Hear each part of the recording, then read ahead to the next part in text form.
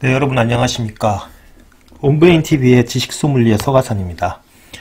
오늘도 맛있는 지식을 쏙쏙 뽑아서 여러분께 서빙을 해드리고자 합니다. 오늘은요, 혹시 여러분 에어버스라고 하는 항공기 회사를 아시나요?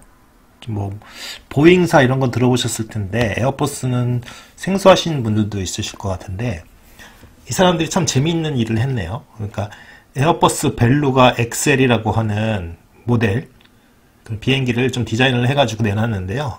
이렇게 생겼어요. 귀엽죠? 여러분 벨루가라는 고래 아십니까? 벨루가라고 하는 고래가 흰 고래가 있는데 좀 이따 제가 그거 소개해 드릴 거예요. 그거는 좀 설명을 해 드릴 건데 그 벨루가의 디자인을 흉내내가지고 이렇게 만들었는데 실제로 돌고래가 이렇게 생겼죠. 이렇게 주둥이가 나와 있어서 이 지금 에어버스 그 주둥이가 나와 있는데 이 부분 이 부분의 공개 역학 설계가 실제로 이런 뭐랄까 물고기라든지 돌고래라든지 데에서 아이디어를 얻은 것 같더라고요. 그래서 보시면 참 재미있는데요. 귀엽죠, 그쵸? 근데 상당히 거대한 비행기입니다. 그 커다란 성체 코끼리가요 7마리 들어갈 정도의 엄청난 크기를 자랑하고 있다고 하고요.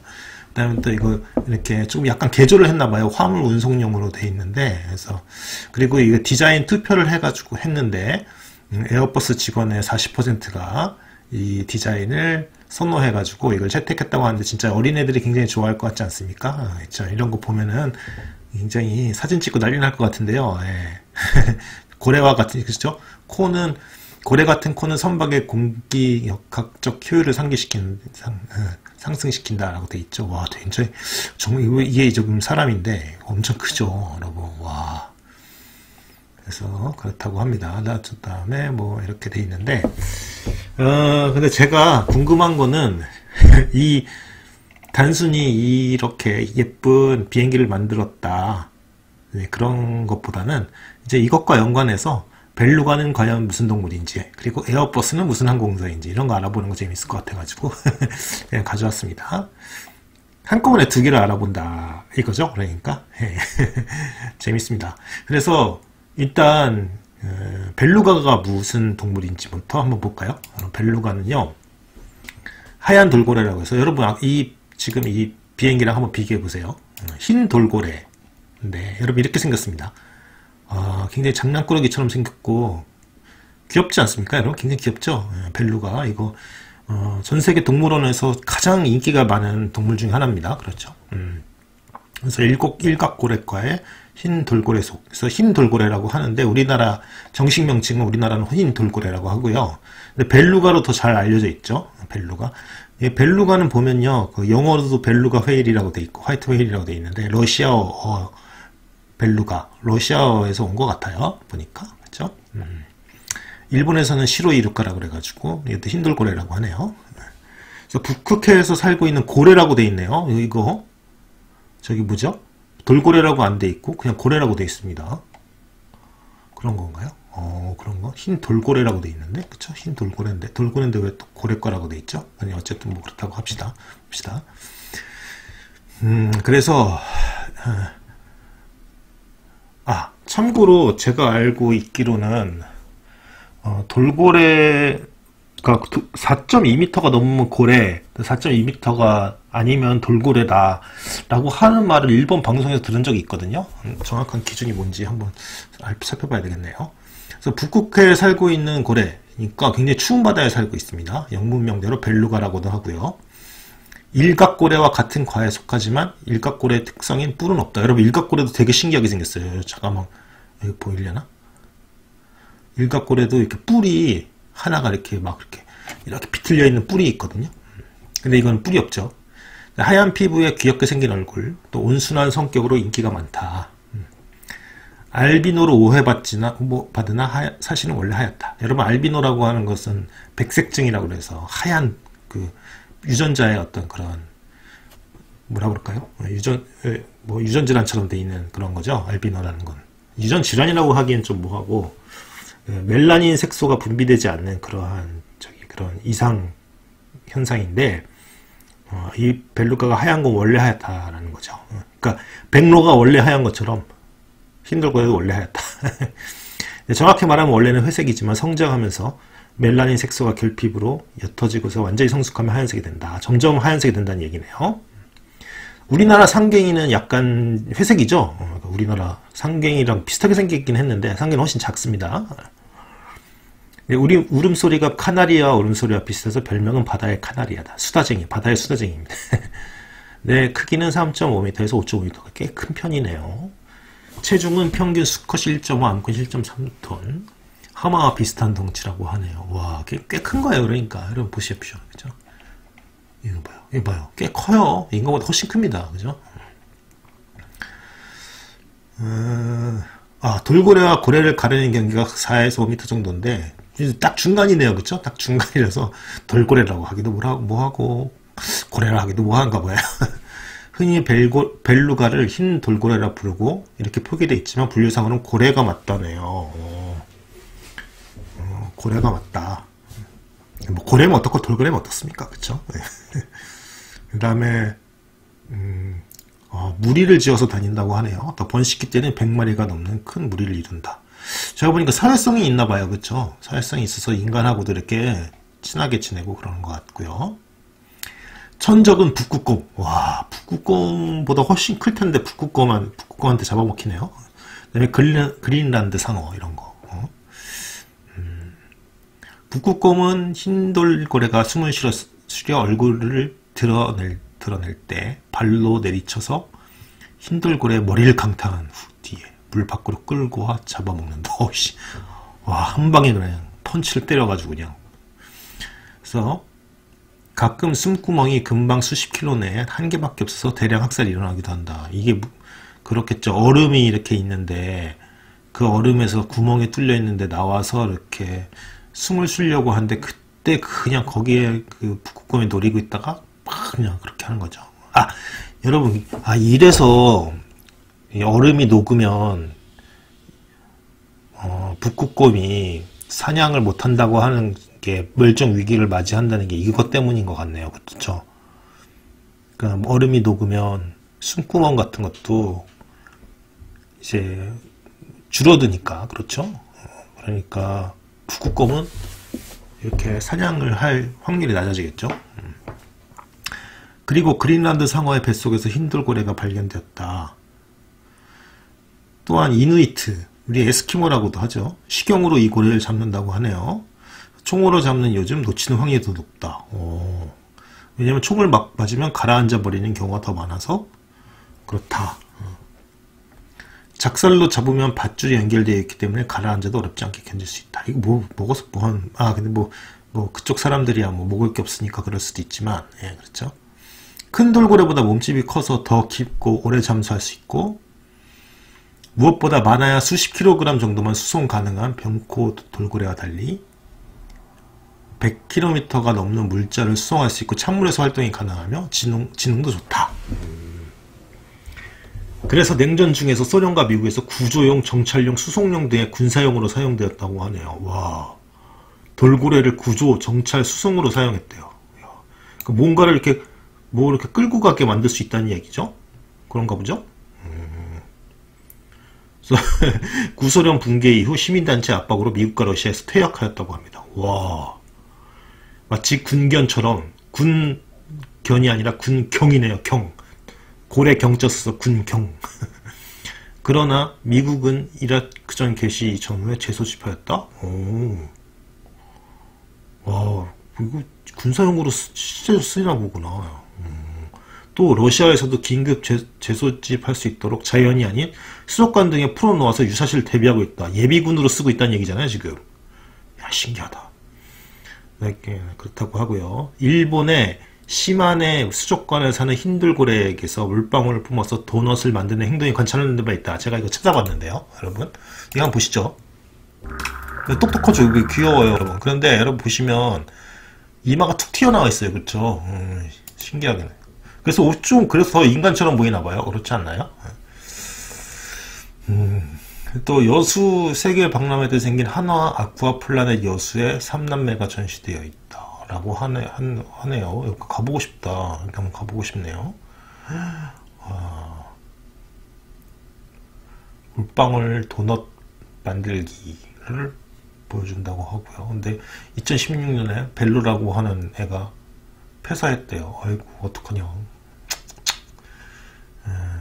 그래서 지금 한 마리만 남았고 나머지 다 폐사했대요. 그쵸? 와, 이거 머리에서 보세요. 와, 신기하다. 가끔씩 사람을 놀래키기도 한대요. 여기 보십시오. 에어버스 A300 아까 전에 그거죠? 이 고래와 닮아서 벨루가로 별명을 붙인 제품들이 꽤 있다고 하네요. 와, 재밌네요. 동물농장에서 그 티나라고 하는 벨루가가 사육사를 무한 사랑한다.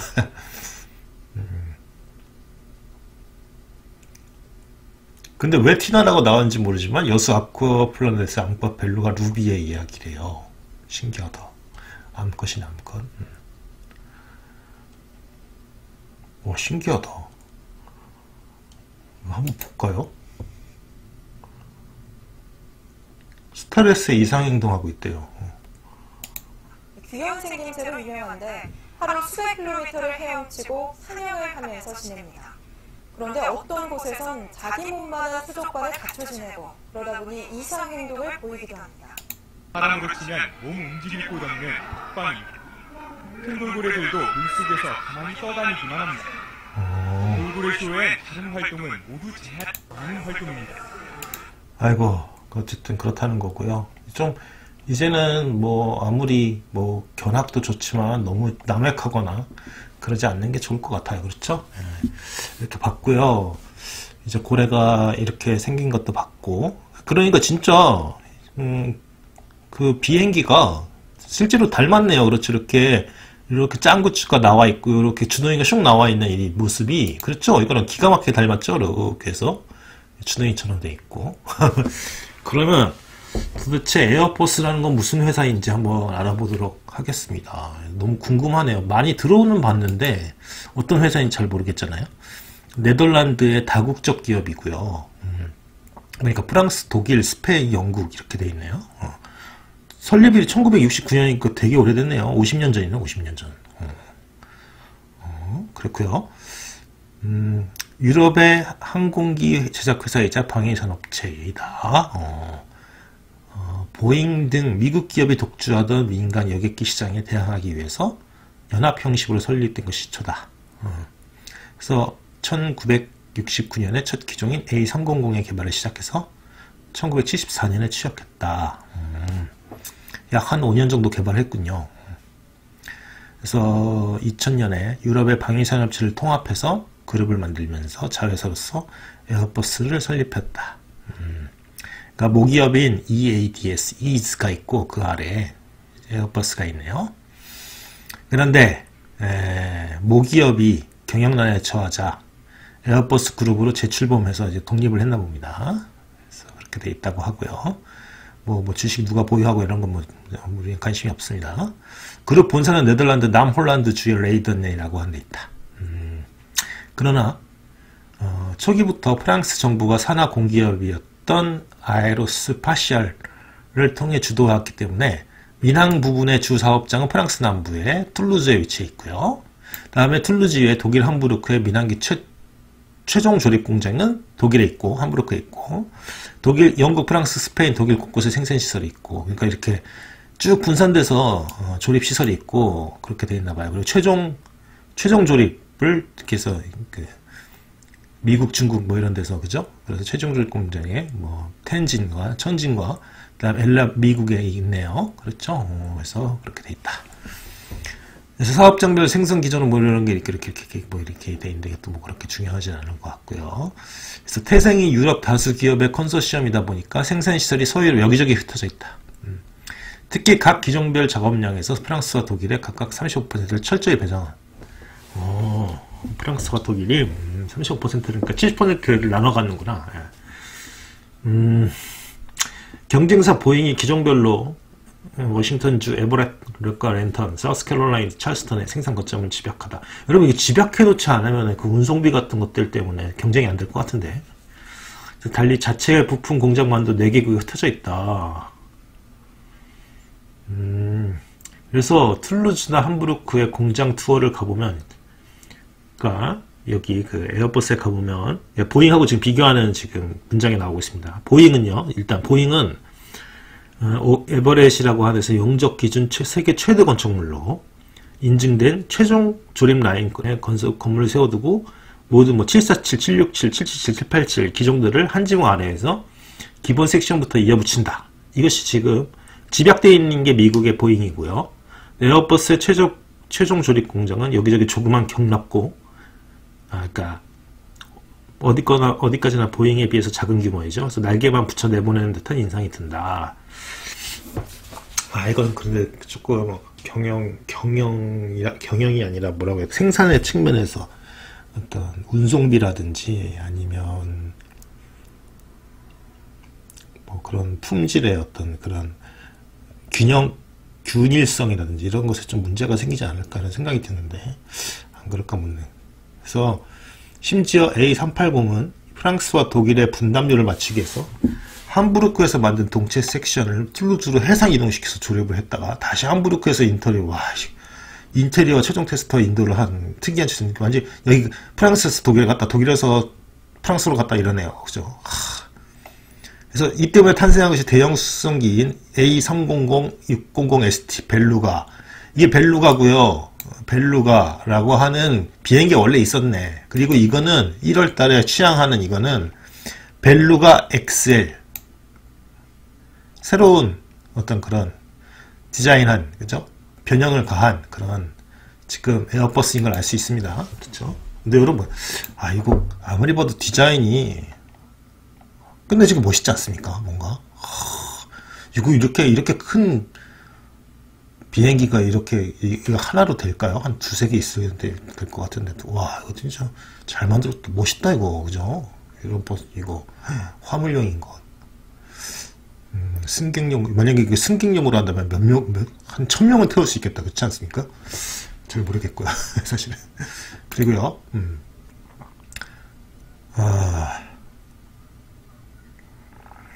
그래서 어쨌든 이러한 초대형 수송기, 아까 전에 저걸로 생각하면 돼요. 하청업체나 내부 부품 공장에서 제작된 동체, 날개 등의 부품을 함부르크와 툴루즈로 날리느라서 5대나 굴리고 있다.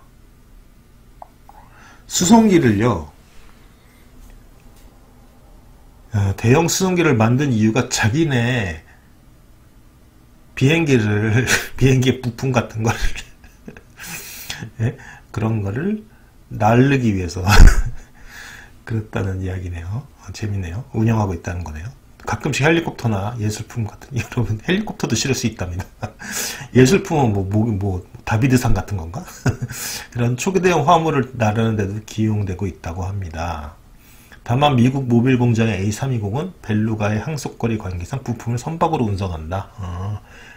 재밌네요, 여러분. 그럼 이것도 그건가 보다. 이것도 부품을 나르기 위해서, 그렇죠?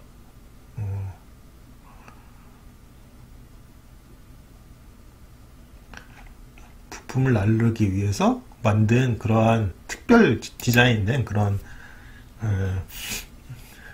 비행기인가 봅니다. 재미있는 것은 벨루가 이전에는 경쟁사 보잉의 377 스트라토크루저를 기본으로 한 궤적이 슈퍼 구피를 동원했다. 그러니까 자기네 비행기를 조립공장에서 조립공장으로 날리기 위해서 경쟁사의 비행기를 동원했다는 거죠. 재밌네요. 여기 나와 있다. 현재는 에어버스 A300, 600이 노후화돼서 새로운 A330을 기반으로 개발한 항공기인 벨루가 XL로 대체하고 있다. 이게 우리가 본 거예요. 네. 벨루가 XL, XX. 재밌네. 이제 이게 의문이 풀렸네. 그죠? 그렇다는 거고요. 네. 대한항공과의 인연, 이런 거는 별로 이렇게 보고 싶지 않고, 가장 유명한 항공기는 4발 2층 여객기인 A380이 유명하다는데요. 세계 최대 크기의 여객기로 유명하다. 어떻게 생겼나 한번 봅시다. A380.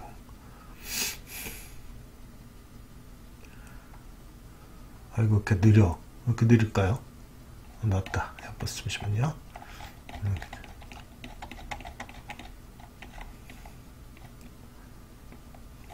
이런 거 조립하는 건 필요 없고. 어떻게 생겼나만 좀 보고 싶은데, 와, 이런 식으로 돼 있네요. 이야. 380 말고, 있겠죠? 사진, 있다. 아, 이렇게 생겼군요. 야, 여러분, 이게 크기가 굉장한 것 같습니다. 보면, 여기 한 층이 있고, 또 위에도 또 한 층이 있어요. 문이, 여기도, 여기 하나, 둘, 뭐 저쪽에 있고, 여기도 있고, 와, 이게 지금 주력인가 봅니다. 이야, 멋있다. 근데 저는 한 번도 저는 보잉 747밖에 타본 적이 없는데, 그렇고요. 예, 380이 제일 유명하다. 그렇죠. 기술적으로는 신기술 도입에 적극적인 편이래요. 그래서 여객기에 플라이 바이 와이어 전자식 조종 계통을 도입했다. 이 때문에 A320 패밀리부터 사이드 스틱 조종관을 탑재한다. 이런 거 무슨 얘기인지 잘 모르겠는데 어쨌든 좀 컴퓨터 같은 거 이런 조종, 그렇죠? 수동식 조종보다 자동 조종 이런 거 아닌가요? 네. 요크형 조종관이 뭐 사이드 스틱 조종관 이런 것까지 알 필요는 없을 것 같죠, 우리가. 그렇죠? 그래서 요약해서 평가하면 보잉은 조종사가 끝까지 컨트롤 잡게 하는 거고 에어버스는 기체가 알아서 날게 한다. 기체가 알아서 날게 한다. 이런 거죠. 전 자동화돼 있다. 이런 얘기겠네요. 그렇죠? 그래서 외국 항공 커뮤니티를 보면 조종사들 사이에서도 취향이 갈린다라고 하네요. 그 이후에 개발된 항공기들은 조종 계통의 상호 호환성이 높아서 승무원의 기종 간 전환 교육에 드는 시간을 상당히 단축할 수 있다는 장점이 있다. 예컨대 A320 조종사가 A330의 조종 자격을 취득하기 위해서 필요한 교육 시간은 단 일주일 정도. 그래서 이러한 노력으로 인해서 조종사들의 입장에서는 조종 편의성이 보잉의 기종보다 우수해서 선호도가 높다고 한다. 그러니까 국제선 하시는 분들 같은 경우 뭐 보잉 같은 경우는 747도 하고 777도 해야 된다. 그런데 보잉 같은 경우에는 조금 그 기간이 그 습득 기간이 조금 더 오래 걸린다 이런 얘기인 것 같습니다. 그렇죠? 보잉 또한 이제 공통 인증을 적용하는 등 조종사의 기종 전환 개선에 노력하고 있다. 그러네요. 그 다음에 에어버스의 가장 큰 특징 중 하나는 취약한 기종의 엔진, 연료 탱크, 소프트웨어 등을 개선해서 자잘하게 성능을 개량한대요. 이거 재밌다. 그러니까 이거 보면 소프트웨어 등을 개선해서 성능을 개량한다는 건 이건 좀 그 테슬라 같은 거 생각나게 하네요. 테슬라 자동차 같은 경우 업데이트해서 그 컴퓨터를 그렇죠. 성능을 좀 개량하기도 하죠. 비슷하네요. 보잉이 대략 10여 년의 주기로 차세대 기종으로 대체하는 것과는 성향이 다르다. 신기하네. 그러니까 약간 이렇게 모듈식으로 돼 있나 보죠. 엔진 같은 거를 따로 이렇게 해서 떼서 다시 해가지고 이렇게 다시 이렇게 개선해서 넣고 뭐 이런 식으로 이렇게 해서 그렇죠? 가령 최초에 등장한 A300은 취역 후 30년이 지난 2003년까지 엔진 개선형이 나왔다. 그러니까 약간 뭐 재활용이라고 하긴 뭐하고 그 껍데기는 그대로 놓고 그 안에 있는 뭐 엔진 같은 것이 그 엔진을 딱 빼서 새로운 꼭 개선된 엔진을 이렇게 부착하면은 될 수 있게 그런 식으로 돼 있나 보죠. 신기하네요. 그래서 별도 인증을 거친 파생형만 18종에 달할 정도네요. 엔진을 계속, 그러니까 부품별로 개선을 해서 그거를 이렇게 끼워 넣을 수 있는 그런 기술이 있나 봐요. A330 역시 조금씩 개량을 거쳐왔고요. 2015년에 취역한 A350조차 주문 사양에 따라서 세부 성능이 다르다. 신기하다.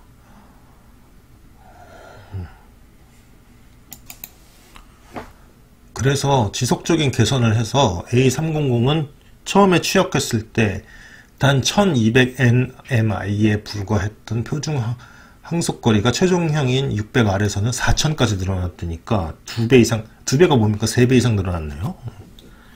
야, 신기하다. 이런 거 보면. 좌우측에 유리창 끄트머리가 접혀 있어서 사다리꼴 모양으로 된 유리창이 달려있다? 이게 무슨 뜻일까요? 무슨 말인지 잘 모르겠네. 이거 하나로 보잉과 기종을 구분할 수 있다. 하면서 이게 무슨 뜻이냐?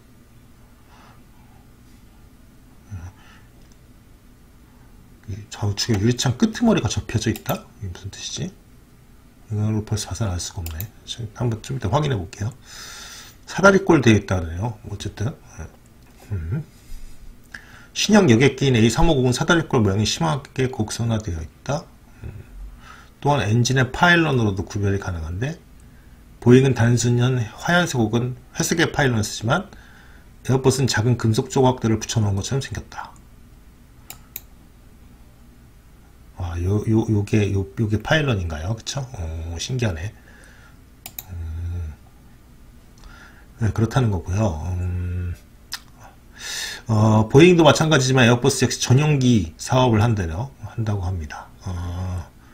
비즈니스 여객기까지 다양하고, 그 다음에 전용기로 여전히 주문 생산 중에 A340도 있다. 개인 전용기로는 A320 기반들이 인기가 높다. 야, 그러니까 그 셀럽들 중에서 영화 배우나 돈 많이 번 사람들 중에서 A320 타고 다니는 사람들도 있겠네요. 재밌네요. 저 인셉션에서 잠깐 나오는 레오나르도 디카프리오가 이렇게 타고 가는 그 비행기, 개인 전용기, 그거는 에어버스일까 보잉일까 궁금하네요. 재밌습니다. 그 다음에 항공사들의 선호도는 어떠냐?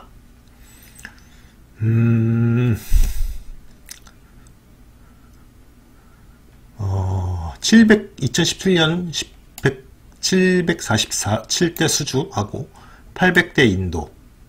그래서 보잉하고 비슷비슷하네요. 806대 인도. 893대 수주에서 806대 인도니까 삐까빠까하네요. 팽팽한 경쟁을 벌이고 있다고 합니다. 협동체기, 그러니까 작은 거 A320이 선전한다는 거죠. 그래서 광동체, 특히 사발 항공기와 하울기 상대적으로 처참한 중량을 보인다. 이거 완전히 개인 전용기에서 지금 선전을 하고 있고, 큰 그거는 잘 안 되나 봅니다. 그래서 저도 본 적이 없는 것 같은데 공항에서. 아니 있었겠죠. 제가 못 알아봤겠죠. 지금까지 경쟁사 보잉이 모두 거의 1000대 이상의 수주를 올린 것에 비해서 에어버스는 몇몇 기종만이 1000대를 달성했다. 그나마 A330 기종이 적절하게 잘 팔리면 선전하긴 했다는 거죠. 재밌네요. 에어버스를 선호하는 항공사는 루프트한자, 그 다음에 피네어는 핀란드 건가요? 그 다음에 체코, 필리핀, 아시아나 항공도 에어버스를 선호하는군요. 대한항공도 특별한 관계다. 하지만 반대로 항공사들 중 골수 보잉바의 항공사들도 있고, 그죠?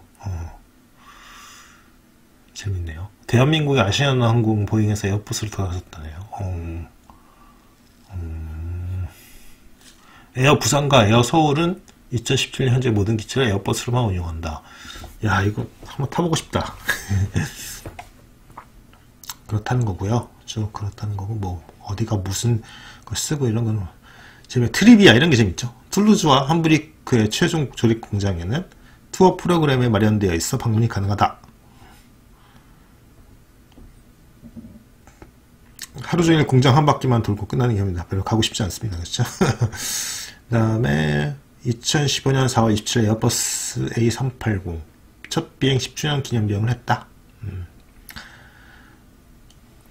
자, 봅시다. 이게 지금 아까 전에 벨루가가 했던 A330인가 그런 거, A300인가 그런 거 같고, 이게 A380인 것 같죠? 그죠? 이야. 이게 제일 작은 건가? 이게 제일 작은 건가 모르겠지만 제일 잘 팔리는 게 이런 거, 그죠? 2019년 창사 50주년을 맞았다네요. 재밌습니다. 이렇게 해서